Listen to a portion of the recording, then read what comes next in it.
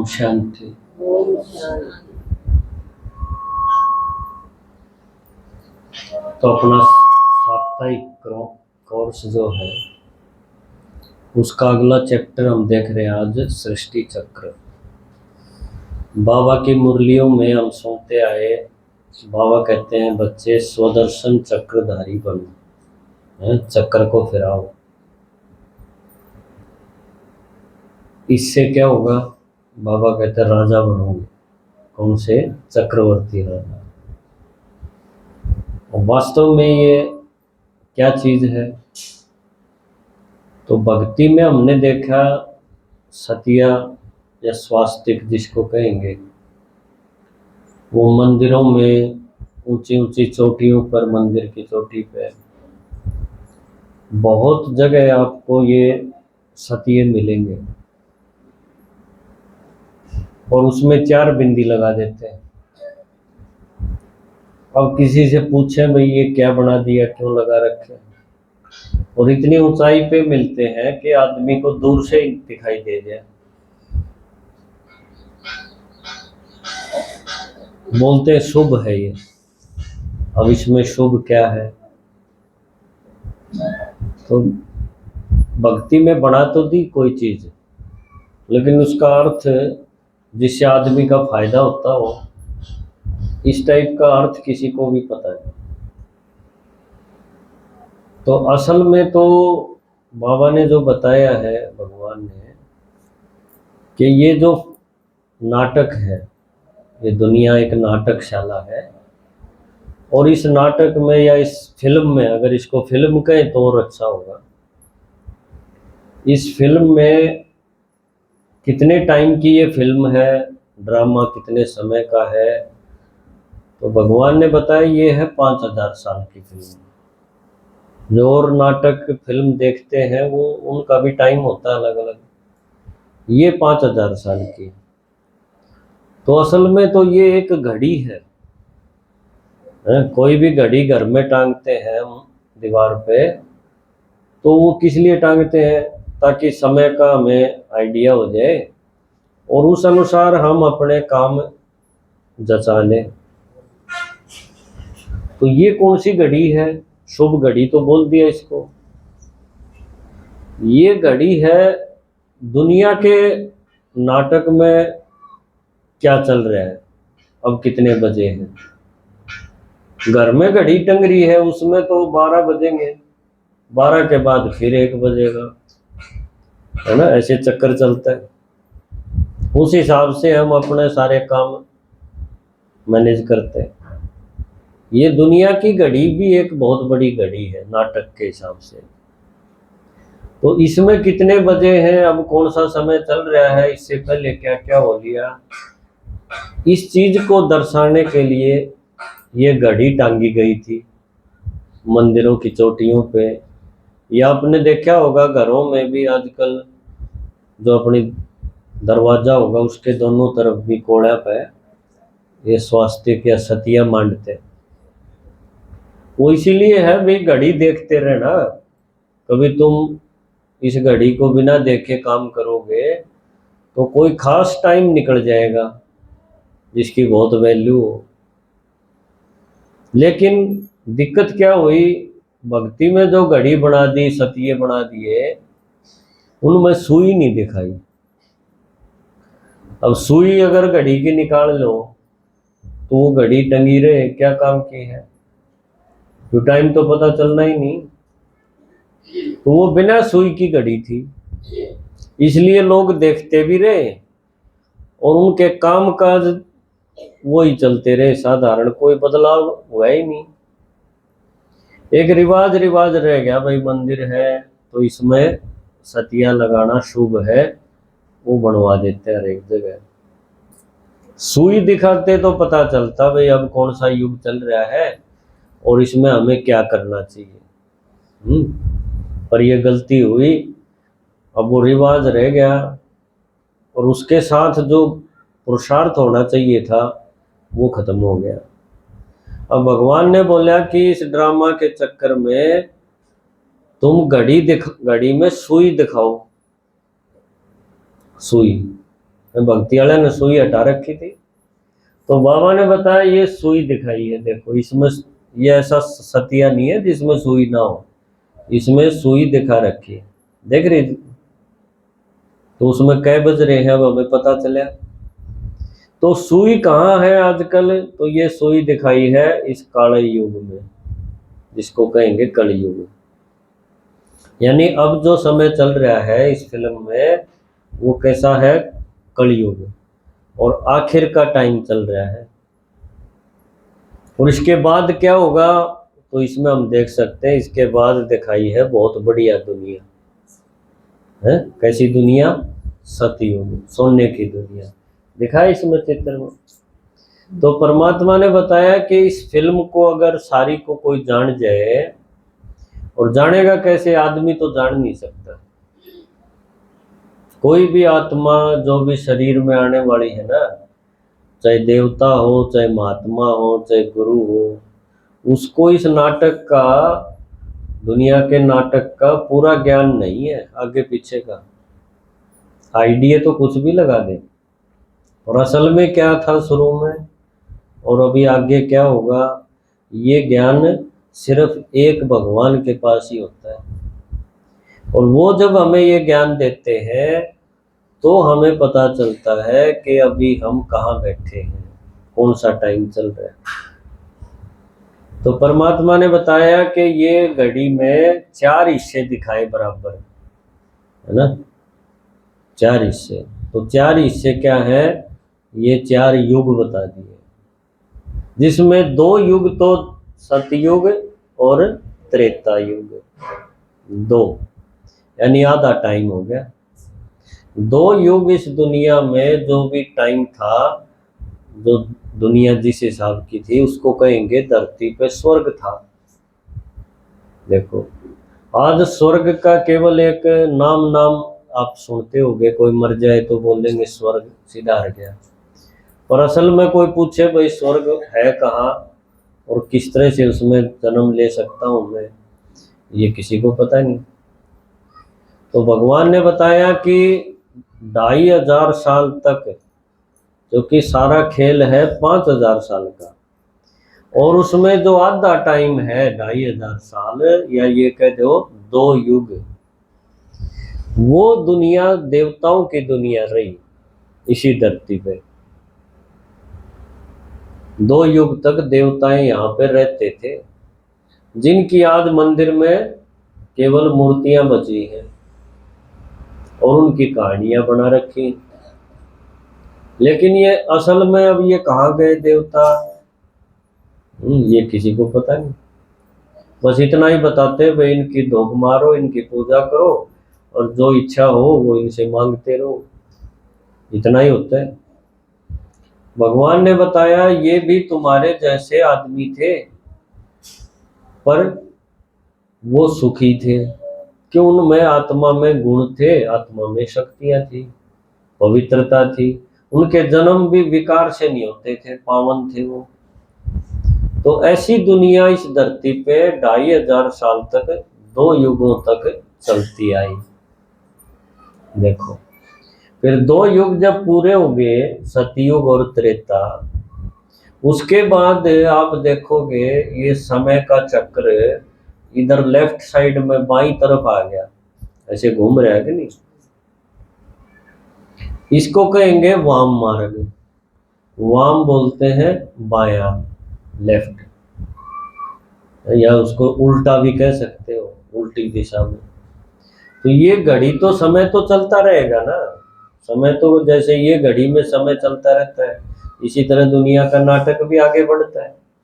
तो तीसरा युग जो आ गया, जिसको कहेंगे हम द्वापर युग, ये देवताओं की दुनिया जो थी चली आ रही थी, वो देवता अब उनमें वो चीज नहीं रही, वो गुण, वो शक्ति, वो पवित्रता नहीं रही।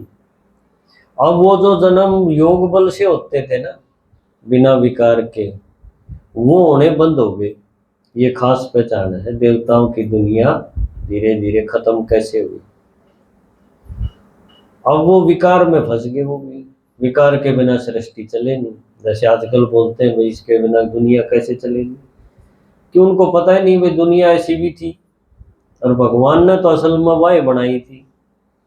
पर वो आत्मा में जब शक्ति नहीं रही, वो पतित हो गई, विकार में फंस गई।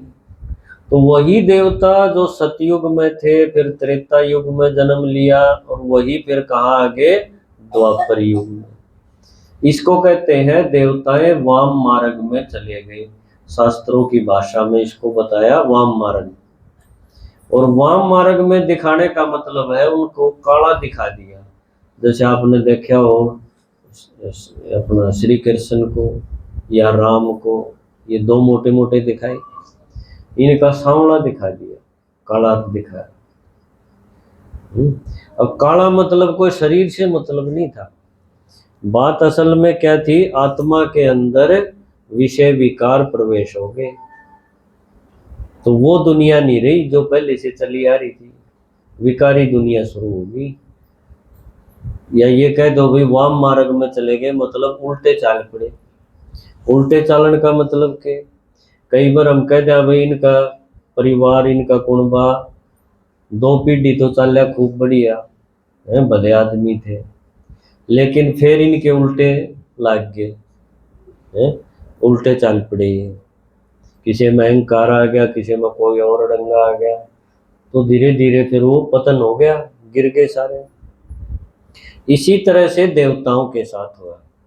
जो देवताओं की दुनिया थी 2 युगों तक जो सुखी थे, वो तीसरे युग तक जब पहुंचे तो उनके अंदर वो उल्टे चाल पड़े, अपने को शरीर समझने लग गए। पहले शरीर नहीं समझते थे, आत्मा समझ के चल रहे थे, तो इसलिए वो कहीं फंसे नहीं कोई विकार में, तो आत्मा में ताकत बनी रही। लेकिन तीसरे युग तक आते आते, जन्म लेते लेते, आप ये कह सकते हो आत्मा की बैटरी यूज होते होते कमजोर होगी, और तब ये दुनिया आ गई जिसको कहेंगे विषय विकारों की दुनिया। देखो ये द्वापर युग में आई है ना। तो आधा समय तो इस ऐसा गजब का था जिसमें दुख क्या होता है किसी को पता नहीं। बाद में फिर धीरे धीरे दुख का पार्ट शुरू हो गया, तो वो सारे देवता फिर वाम मार्ग में आ गए, मतलब उल्टे चल पड़े। उल्टे चल पड़े तो फिर उनमें गिरावट आई, तो दुख भी शुरू हुए, क्यों कोई लोभ करेगा, कोई मोह करेगा, तो फिर उसमें दिक्कतें तो आएंगी ना। उस टाइम पर 3 धर्म और आ गए। इस थोड़े से टाइम में द्वापर युग में 3 धर्म और आ गए। एक तो धर्म चले आ रहा था आदि सनातन देवी देवता धर्म,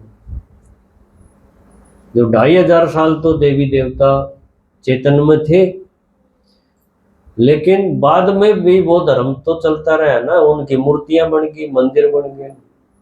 एक तो ये चले आया, अटपटी सी कहानियां भी बन गई उनकी शक्ति दिखाने के लिए, कहानी में दम भरना था।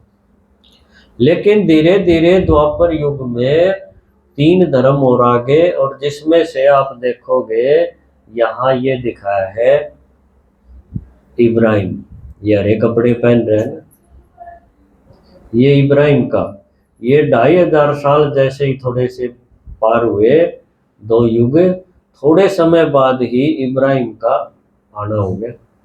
अब इब्राहिम आया किसके घर में आया, तो था आदि सनातन कुल के धर्म में ही आएगा ना पहले तो, लेकिन उसके विचार उनसे मेल नहीं खाते थे, क्योंकि उस टाइम पर दुनिया में जो आदि सनातन धर्म जिसको हिंदू धर्म बोलते हैं ना आजकल, वो आत्माओं ने पूजा पाठ जब शुरू की तो 2 तरह की भक्ति शुरू हो गई थी। एक तो थी शैव मत और एक थी वैष्णव मत। शैव मत माना शिव को मानने वाले निराकार को, जो बाबा कहता है सबसे पहले शिव की पूजा हुई थी, एक तो ये चला। दूसरा चल पड़ा था वैष्णव मत। वैष्णव बोलते हैं विष्णु के अवतार को मानने वाले, जिसमें राम कृष्ण 24 अवतार या युगे युगे जो इस तरह की भक्ति में जो बताई है, ये विष्णु के अवतार बता दिए। तो बाबा ने बताया कि ये द्वापर युग में ये दो चीजें उस टाइम चली हुई थी, और उसी टाइम पर इब्राहिम जो फ्रेश आत्मा थी उसका भी इस नाटक में, इस फिल्म में एंट्री हुई। लेकिन वो धर्म पिता बताया गया, उसके अंदर ताकत थी उस टाइम के हिसाब से। देवताओं में वो ताकत नहीं रही थी, वो साधारण हो गए थे, पुजारी बन गए थे। लेकिन वो जो फ्रेश आत्मा आई परम धाम से, उसमें ताकत थी।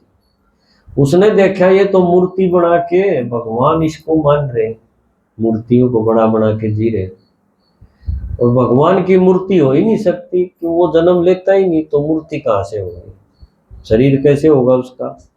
तो वैष्णव मत पे उसने सवाल खड़े कर दिए कि ये जो विष्णु के अवतार दिखा रहे हो ना, राम कृष्ण, ये गलत है। उसी घर में, उनके घर में पैदा हुआ है, लेकिन विचार नहीं मिल रहे बापू से, भाइयों से, सबसे। उसने इसका विरोध किया, और बात में दम भी था कि भाई भगवान तो वो है जो माँ के पेट से नहीं आता, उसकी मूर्ति कैसे बनेगी, है ना। देखो ये मुसलमान धर्म की शुरुआत थी उस टाइम पे, इब्राहिम जिसको कहेंगे। तो उसके साथ भी फिर और आत्माएं परम धाम से आई, और उनकी संख्या बढ़ गई, उनका प्रभाव निकला। जिसको बाबा कहता है झाड़ के पत्ते नए नए आएंगे तो उनमें चमक होगी, उनका प्रभाव भी होगा। तो ये धर्म उस टाइम पर चल पड़ा। उसके 200 साल बाद महात्मा बुद्ध भी आ गया इस नाटक में, उसकी भी एंट्री होगी, है ना। बुद्ध की भी कहानी आपने सुनी है, कई बार बताते हैं। उसने बोला भाई भगवान का मुझे नहीं पता, लेकिन ये दुनिया में दुख क्यों है ये मेरी समझ में आ गया। तो क्या समझ में आया उसको कि आदमी जितनी इच्छाएं पालेगा उतना दुखी होगा। तो न तो सन्यासी बन के जंगल में जाने की जरूरत है, और ना घर गृहस्थी में ज्यादा फंसने की जरूरत है। बीच का एक राह काट लो, अपनी इच्छा न कर दो कम, बढ़िया कटेगी तरह। यह बात भी लोगों ने समझ में आई। उस धर्म का भी प्रचार हुआ, बौद्ध धर्म जिसको कहेंगे। आज कितने Japan, Korea, China, Sri Lanka, Cambodia, इनमें सब में क्या है, बौद्ध धर्म है। तो महात्मा बुद्ध का स्थापन ये भी द्वापर युग में आया। तो देखो आदि सनातन धर्म के मंदिर, मूर्ति, पूजा पाठ वो भी चलती रही। इब्राहिम आया, उसने जो बताया उसकी शिक्षा भी लोग मानते रहे, है ना। साथ में फिर बुद्ध भी आ गया 200 साल बाद। उसने जो तरीके बताए, मेडिटेशन सिखाया, ध्यान लगाना सिखाया, उसका भी काम शुरू हो गया। तो एक धर्म से अनेक धर्म धीरे धीरे निकलते रहे। उसके फिर 200 साल बाद फिर आ गया क्राइस्ट। क्राइस्ट माना ईसा मसीह, जिसको ये यूरोप के लोग, अंग्रेज लोग मानते हैं, जिस धर्म को, ईसाई धर्म, तो क्रॉस रखते हैं, वो भी आ गया। उसने बताया कि भाई भगवान तो एक ज्योति है, गॉड इज लाइट, और मैं उसका पुत्र हूँ, है। हम भी कहा कि हम भगवान के बच्चे हैं, ईश्वरीय संतान है। उसने भी यह बात कही थी। पर यह बात जो पहले से जो और धर्म आगे थे ना, उनका चुभ गई, भाई यो एकला भगवान का पुत्र के है, यो अपना आपने इतना बड़ा क्यों ला रहे। उनका हजम नहीं हुई, वो बेचारा कहता रहा, और वो सूली पर टांग दिया। देखो, पर वो भी थका नहीं, तो बोला बेशक कुछ भी हो जाओ, बात सही आए है कि भगवान एक ज्योति है, और I am son of God, कि मैं उसका पुत्र हूँ, ईश्वर पुत्र हूँ, और मैं इस दुनिया में कुछ अच्छा करने खातिर आया हूँ, उसका संदेश लेके आया हूँ। देखो आज दुनिया में ईसाई धर्म सबसे ज्यादा है, सबसे ज्यादा लोग ईसाई धर्म को मानने वाले, ताकतवर भी। तो ये तीन मोटे मोटे धर्म, और एक पहले से चला आ रहा था आदि सनातन धर्म, जिसको कहते हैं हिंदू धर्म। ये चार धर्म की आत्माएं इस नाटक में एक साथ पार्ट बजाने लगी। जिसके जो समझ में आया, जो रीति रिवाज जिसने बताए, जो तरीके बताए, वो अपनाते रहे। थोड़ा मोटा फायदा भी होता रहे। कुछ दूसरे धर्मों के आपस में भी कन्वर्ट भी हो गए, कोई जोर जबरदस्ती भी हुए, और कुछ अपनी इच्छा से भी उनको लगा भाई इसमें अच्छी बात है, हम तो यो पकड़ा है। ऐसे करके इस ड्रामा में, इस फिल्म में 4 धर्म की आत्माएं इकट्ठी पार्ट बजाने लगी, देखो। और धीरे धीरे वो सारी आत्माएं फिर समय का पहिया और आगे चला, और जन्म लेते लेते वो सारी आगे कलयुग में। अब कलयुग दिखाई चौथा युग, है ना। इसमें सारे आ लिए, जो पहले युग में थे देवी देवता, दूसरे में थे देवी देवता, वो जन्म लेते लेते द्वापर में आए, द्वापर से फिर कलयुग में भी आ पहुंचे। जो द्वापर युग में आए थे, दूसरे धर्म 3 धर्म और थे, वो आत्माएं भी जन्म लेने शुरू हो गई, जन्म लेते लेते वो कलयुग में भी आ गई। और कलयुग में आते आते सबकी अवस्था पहले जैसी नहीं रही। शुरू में जो भी आत्मा आएगी ना इस खेल में, वो पवित्र होगी, उसमें दम होगा। लेकिन जैसे जैसे वो जन्म लेती जाएगी, उसकी शक्ति हर एक की कम हो जाएगी। तो ये दिखाया है, आप देखोगे, अगर इसको देखो इब्राहिम वाली लाइन को, तो ये देख रहे हो पतली सी डंडी है, इसका रंग बदलता जा रहा है, और आखिर में ये कैसी होगी, काली। इसी तरह इसकी देख लो बुद्ध वाली, शुरू में कैसी है, बढ़िया, फिर बाबा कहता है ना धीरे धीरे सतो रजो तमो में आएंगे, या भी काली होगी। और क्राइस्ट वाली भी शुरू में बढ़िया असर दिखा, और धीरे धीरे गिरावट आते आते, और उनकी किताब किताब रहेगी, उसके रिवाज रिवाज रहेंगे, सारी काली होगी। अब सारी आत्मा एक जैसी होगी, मैली होगी, देवता धर्म की भी, इस्लाम धर्म की भी, बौद्ध धर्म की भी, ईसाई धर्म की भी। लेबल सबके न्यारे न्यारे, कि भाई देवता धर्म वाले चोटी रखेंगे, धोती पहनेंगे, जनेऊ रखेंगे, ये लेबल हो गया उनका, दिखण में इसे आओगे। बौद्ध धर्म वाले वो गंजे रहेंगे, कपड़े कैसे पहनेंगे, तरीका पूजा का कुछ और होगा। मुसलमान धर्म या इस्लाम धर्म वाले वो अलग तरह की वेशभूषा होगी, ईसाई धर्म वाले अलग, सबके तरीके अलग अलग, रहन सहन अलग अलग है।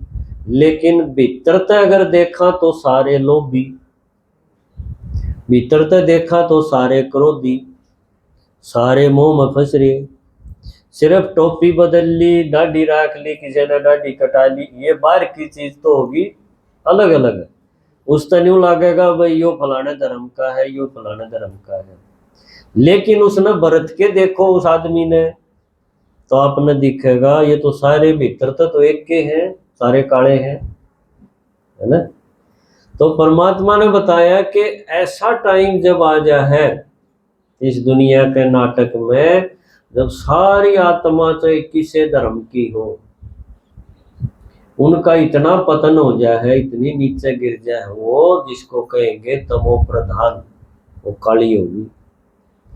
वो टाइम फिर ही भगवान किस गुरु ने भेजे, किस धर्मात्मा ने भेजे, जो धर्म पिता जो आए थे उन अपनी चला के देख ली, लेकिन धीरे धीरे उनका भी गिरावट आ गई। ये वो सारे धर्म पिता जो आए थे, बुद्ध आया था, इब्राहिम आया था, क्राइस्ट आया था, वो भी तो जन्म लिए बैठे हैं ना। और उनके गेल्या जो और आत्मा थी वो भी जन्म लेके बैठी है, और सारी की सारी कैसी होगी, काली। इसको कहेंगे यहाँ पहुंच गए, देखो सुई उड़ा आ गई। वो सबके शास्त्र बन रहे हैं, हर एक धर्म की अपनी अपनी किताब है, उसमें क्या लिख रखा है उसने पढ़े जा है, फिर अपना हिसाब से उसमें जो कुछ वो कर सके वो कर ले है। पर गिरावट रुक नहीं रही, इसने कहेंगे धर्म गलानी का समय, समझे। जब कोई आत्मा इसे नहीं बच रही जिसमें यह ताकत हो कि भाई सारी आत्माएं ने ठीक कर दे, उनका मैल धो दे, विषय विकार खत्म कर दे, ऐसा किसी आत्मा में ताकत नहीं। उस टाइम पर फिर आखिर में जब घड़ी की सुई उरे पहुंच जाए, ये देखो थोड़ा सा टाइम देखा है, या सुई 12 बजे के आसपास है, 12 पाछे तो ये देखो चढ़ाई तो फिर इस साइड नहीं आ जाएगी सुई। तो ये समय है भगवान जिसको कहेंगे परम आत्मा। अब तक वो नहीं आया था, अब तक आ रहे थे देवात्मा, फिर धर्म आत्मा, धर्म पिता है, या कलयुग में गुरु गोसाई सैणे ये जितने हैं ये आए थे, परमात्मा नहीं आया था। अब परमात्मा कथाया में जरूर जिक्र कर रखा था, ताकि लोग उसका नाम दिखेगा तो ध्यान से सुन लेंगे और पाप कर्मा से बचे रहेंगे। यह युक्ति थी एक उस किताब की वैल्यू बनाने का तरह। जब उसमें भगवान का जिक्र ना हो ना तो कोई भी ना सुने। आज उसका नाम होया पाछे भी कोई नहीं सुन रहा है, कोई फॉलो नहीं कर रहा है उन शिक्षाओं को। तो परमात्मा ने बताया इस ड्रामा के आखिर में, अंत में यो जो टाइम आ गया है जब सारी आत्मा दुखी है ना, धोखे में जी रही हो, काली रात भर का टाइम आ गया हो जिसने कहा डार्क टाइम।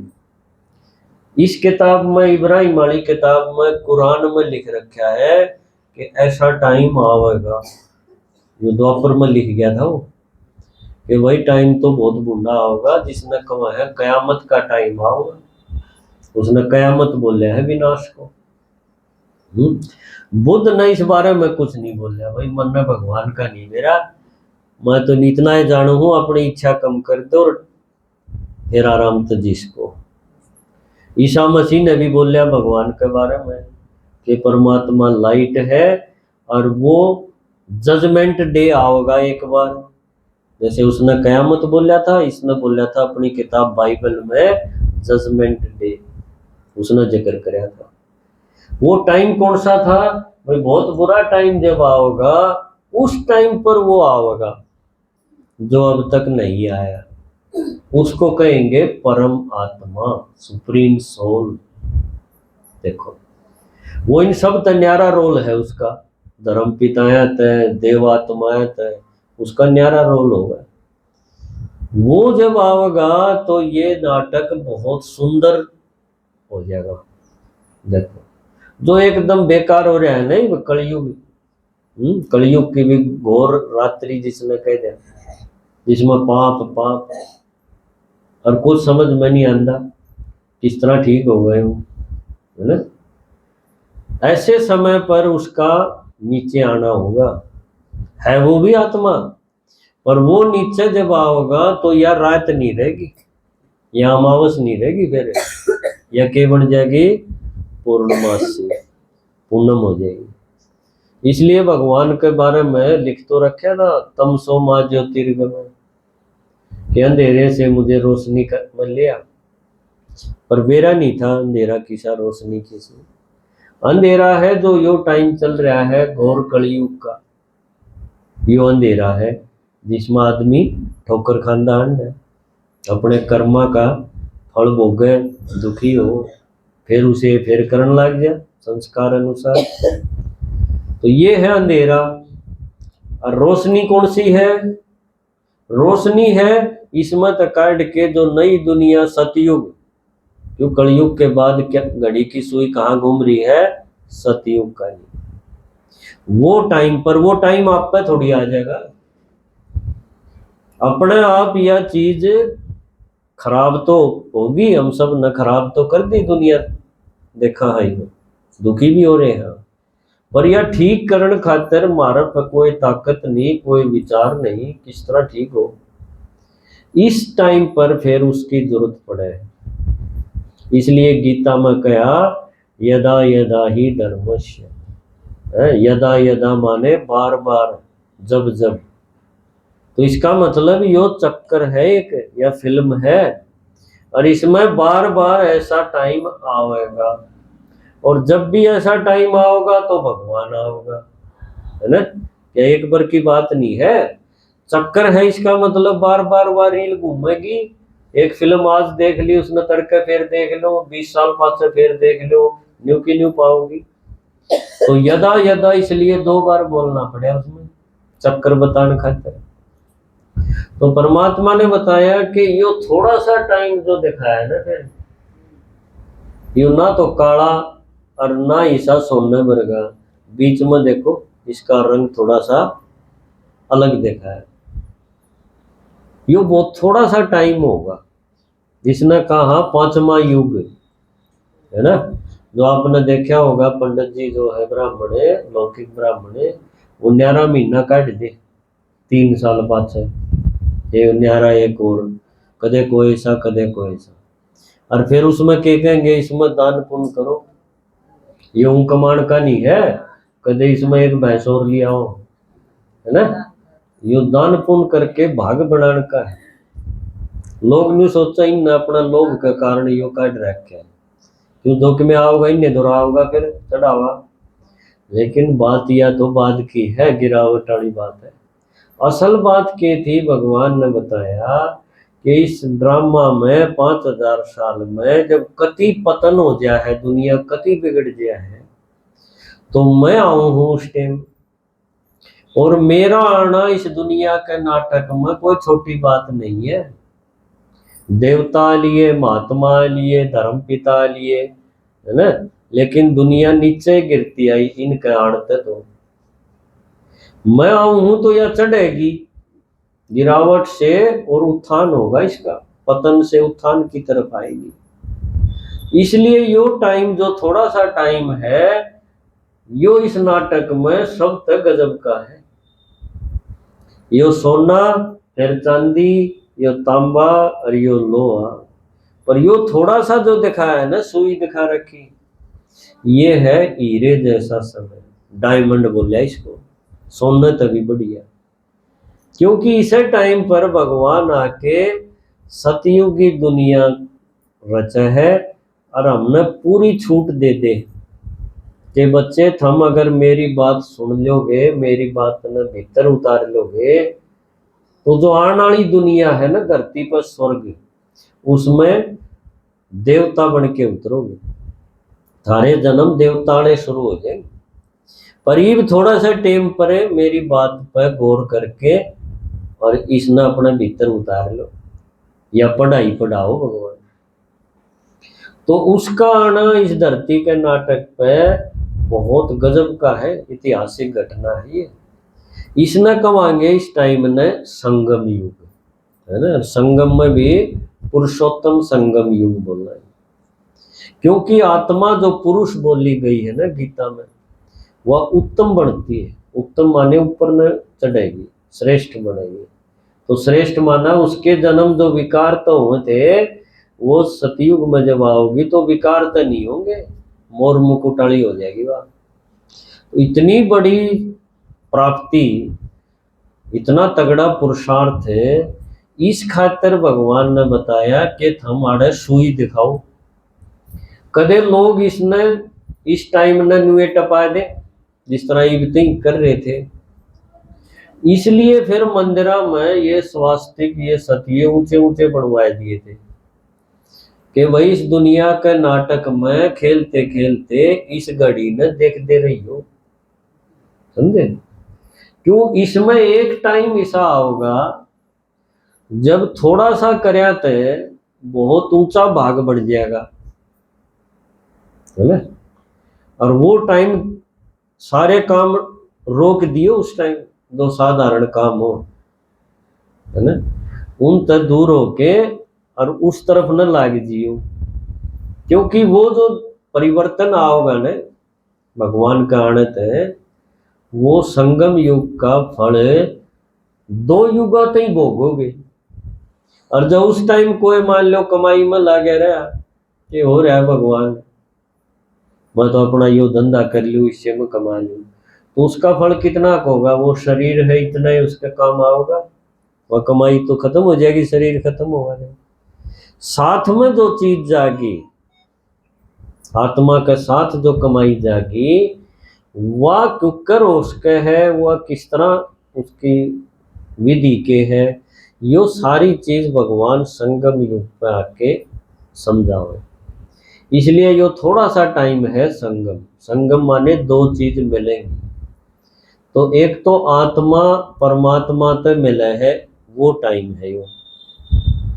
और किसी युग में ऐसा नहीं होता। देवात्माएं तब मिले, धर्म पिताएं तब मिले, महात्माएं तब मिले, परमात्मा तो नहीं मिले किसी युग में कोई भी। उसकी कथा बेशक सुन ली हो, और किसी तीर्थ पर मूर्ति देख आए हो, ये तो हम न करें, लेकिन साक्षात में चेतन में वो बोले और हम उससे मिला, ये कभी भी नहीं होता। यो एक के पर हो है संगम पर। तो इसलिए संगम माने आत्मा और परमात्मा का आपस में मिलना। दूसरा संगम इसका अर्थ के बता दिया कि दो युग मिलना। एक युग तो है एकदम बुरा, जिसने कह दिया कलयुग काला, और दूसरा है एकदम सोने वर्गा बढ़िया। इन दोनों का जो मिलन है, यो हमारे प्रोग्रेस दिखाई, उत्थान दिखाए कि भाई आप इस युग में जा सको हो, इस में सोने वर्गे बन सको। तो यो संगम इस रूप से भी बताया। लेकिन भक्ति में ये सारी बात और डाल ठाली। इस संगम पर लोग नहा के आओगे तो उड़े तो दो नदी मिले। ये भी कितने प्रयाग में नहीं गए थे नहान खातिर, कुंभ के मेले हैं नदिया के, जड़ा पानी मिलता उड़े नहा के नहीं सोचे पाप कट जाएंगे, पुण्य जमा हो जाएगा, या नकल ठा रखी है, असल में थोड़ी हो है। किते गंगा और सागर का मिलन है, कलकत्ता में गंगा सागर मेला लग गया, उड़े भी बहुत संख्या हो। ये सारी और डाल ठाली भक्ति में। असल बात थी इस संगम की, इस दुनिया के नाटक में एक बार ऐसा गजब का टाइम आओगा और उस टाइम में सो ना जाइयो, समझे। इसलिए आपने यह कहावत भी सुनी होगी, दिन से पे सोएगा वो निर्भाग हुआ है, या दिन से पे कुआड़ बंद ना करो, है कि नहीं। असल बात क्या थी, हमने तो यो रात और दिन के बीच का थोड़ा हा टेम हो है, दिन से पे यो पकड़ लिया, पकड़ना था यो, पर यो बताने खातिर जो घड़ी टांगी थी उसमें सुई कौन लगाई, तो फिर मेरा क्यों कर पाटे कि यो टाइम चल रहा है, फिर न्यू के न्यू चल ही गए। ये भी यो शुक्र है भगवान ने आके सुई दिखाई कि भाई तू देख ले, आड़ा आड़ा जन्म लिया आया, अरे बाग गए, यो खेल होने लग रहा है, कदे तू सुत्या रहे, यो भाग्य छोटा नहीं है, 20 जन्म पड़ा पाओगा तो ना देवता कुल में जन्म लेगा। तो भगवान ने बताया कि मेरा आना युगे युगे नहीं है, 4 युग है, मैं 4 बार थोड़ी आऊं हूं। गीता में यह बात गलत होगी। किसी ने कि मैं और बता दी, भगवान भीतरे है कि उसने घड़ी में सुई दिखी को नहीं, तो इस टाइम कबीरा को नहीं, भगवान भी आवे है, धर्म पिता आवे है, शरीर वाले आवे है, यो तो बेरा है सबने कि उनकी तो कोई न कोई पहचान पावेगी, पर परम पिता भी आवे है, और इस आदि सनातन कुल, इस आदि सनातन धर्म का संस्थापक है वो है, यो एक ने भी नहीं बेरा। तो परमात्मा ने बताया यो है एक चक्कर, जो हर 5000 साल में एक बार हम कलयुग में आ जावा है, और फिर भगवान की जरूरत पड़े है सतयुग में जान खातिर। तो इस चक्कर में अगर हम घुमाए जावा अपनी बुद्धि में तो क्या होगा। बाबा ने बताया मुरलिया में, ये चक्कर घुमाने तक हम राजा बन जाएंगे। राजा क्यों कर बन जाएंगे इस चीज पे आप सोचो है, क्योंकि और दुनिया के जो चक्कर है ना, और दुनिया भी बड़े चक्कर बुद्धि में हंडे जा, यो कर लो यो कर लो यो कर लो बंद नाले, वो सारे चक्कर आपके कब कटेंगे, जब इस बड़े चक्कर न घुमा लोगे। बड़ा चक्कर के कहेगा कि थोड़ा सा टाइम और है, दिन छिपे गयो, और इसमें तू और अड़ंगे ना पाले, वो समेट लेगा अपना आपने। मान लो कोई कारोबार बढ़ाने की सोच रहे हो, भैंस रख रहे हो, वो न बेच देगा है ना, इसे कई है अपने पर, जो न जब पता चले या सुई देखी न कह बज रहे हैं, उन भैंसा बेच की, और वो क्या करे है, ज्ञान सुने है और प्रदर्शनी करवाना अंड है, अपना सारा कारोबार समेट लिया। जो और रिश्ते नाते ब्याह शादी जिनकी वाहियात लागे थे उन तभी उल्टा हट गया। घनी दूर की रिश्तेदारियां में गोडा मोड़न जो रोज जाना पड़ा करता उन ते भी बाय कर दी। भाई मेरे पास है थोड़ा सा टाइम, क्यों मन ने देख ली घड़ी और उसमें सुई लग रही थी, तो मेरा समझ में आ गई कि ये थोड़ा सा टाइम है। जैसे ब्रह्मा बाबा कदे गोडा मोड़न के गया किसी का, नहीं गया ना, उसने टाल कर दी। हीरा का व्यापार था अगले का, वह दुकान भी बोला कुछ नहीं करना ही, बंद कर दी। तो ऐसी यह घड़ी जब मिल गया है ना, इसने कहेंगे शुभ घड़ी। वो जो सतिये बना रखे है ना मंदिरा में, उन वह घड़ी कि मेरे को नहीं बता दी। यह घड़ी जब मिली तो देखो हमने सारी चीज अपनी जचा ली कि भाई यो काम करण का है, यो छोड़न का है, यो पहले करण का है, यो ना होगा तो भी काम चल जाएगा। देखो अब आपका संडे, एवरी संडे आप आओ हो कि नहीं हो रहा है, कितने काम जचा के आंदे हो गए। क्यों जचाए? क्यों या घड़ी देख ली, बाबा रोज का है थोड़ा सा टाइम और है, तो घड़ी देखनी हुई ना। तो यो चक्कर जिसकी बुद्धि में रहेगा ना कि थोड़ा सा टाइम रह रहा है, उसने कोई दुनियादारी का आदमी कि मैं सिखा जाओ, वो चक्कर कट जाएगा उसका। कि दुनिया वाले तो ये सिखाओगे कि तू यो काम और कर ले इतना फायदा हो जाएगा, है ना, यो एक प्लाट और ले ले इतना फायदा हो जाएगा। लेकिन जिसने इसका बेरा होगा या सुई दिख दी होगी वो फंसेगा नहीं, फंसेगा। तो बाबा कहे है यो चक्कर जा घुमान दे रहे या स्मृति में रहा ना कि मैं कित खड़ा हूं, तो आपके सौभाग्य आपका बना रहेगा और आप एक ऊंचे पद के अधिकारी बनोगे, यानी राजा बनोगे। क्योंकि आपका दुनियादारी के चक्कर कोई असर ना हो। जिसने इस ज्ञान का नहीं बेरा वो आज बंद दाजा है, और उन खातर विनाश रुकेगा थोड़ी, उन खातर सतयुग रुकेगा थोड़ी, वो तो होगा। तो इसलिए यो चक्कर बड़ा शुभ है और इसने हमने घुमाते रहना चाहिए। ठीक है, ओम शांति।